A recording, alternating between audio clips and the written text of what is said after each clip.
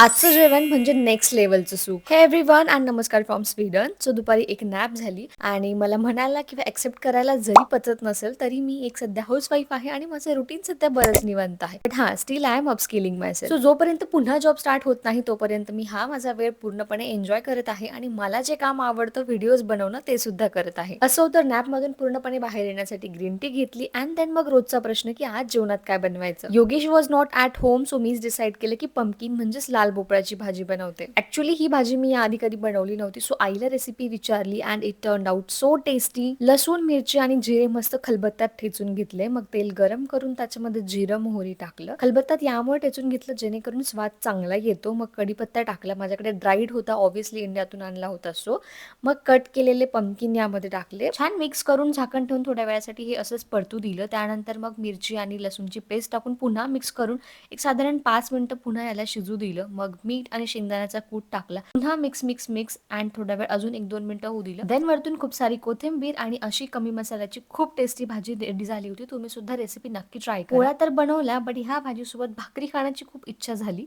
But इथे induction आहे, तर भाकरी बनवण्यासाठी खरंच खूप स्ट्रगल करावं लागतं, कारण लवकर भाकरी भाजत नाही. सो थोडं स्ट्रगल तर करावं लागलं, बट आउटपुट खूप सॅटिस्फाईंग होता. कारण बाजरीची भाकरी is not just a food, it's roots, it's गाव, घर आणि कल्चर.